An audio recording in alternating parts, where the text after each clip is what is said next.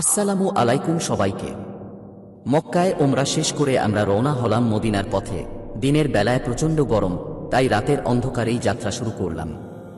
চারপাশে নিঃশব্দ মরুভূমি, তেমন কিছু দেখা যাচ্ছিল না, কিন্তু মনে হচ্ছিল এই পথ দিয়েই তো আমাদের প্রিয় নবী মুহাম্মদ সাল্লাল্লাহু আলাইহি ওয়াসাল্লাম মক্কা থেকে মদিনায় হিজরত করেছিলেন। কুরাইশদের অত্যাচার সহ্য করতে না পেরে এই উত্তপ্ত মরুভূমির পথ পাড়ি দিয়েছিলেন তিনি। পথে কয়েক জায়গায় থামলাম।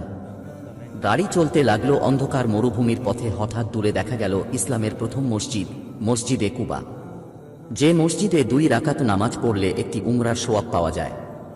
ধীরে ধীরে আমরা পৌঁছে গেলাম মদিনায়। আর তারপর যে দৃশ্য দেখার জন্য পুরো পথ জুড়ে অপেক্ষা করছিলাম, বিশ্ব নবীর এর রওজা শরীফ। চোখ সরাতে পারছিলাম না, হৃদয়টা কেঁপে উঠছে। 2 জাহানের প্রিয় নবী এখানেই শায়িত। চোখে অজান্তেই পানি চলে এলো। হোটেলে জিনিস রেখে দৌড়ে গেলাম সালাম জানাতে। আসসালামু আলাইকুম ইয়া রাসূলাল্লাহ।